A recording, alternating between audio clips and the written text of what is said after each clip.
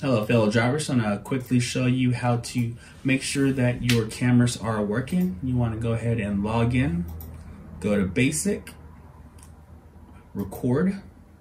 You want to make sure that the cameras that you hooked up are enabled. In this case I only have cameras 1 and 2. If you do have audio, if your camera is audio capable, you can go ahead and make sure you select those boxes. Mainstream as well, you want to make sure that you do have your camera qualities on. Substream, make sure that you do have those enabled. Once you have chosen that, you want to make sure you do hit apply and hit OK. Also do want to make sure that you are using the right video format, whether your cameras are PAL or NTSC. So make sure that you do have that set to the right camera format. And that is quickly how you are able to make sure that your cameras are recording. Thank you so much for watching.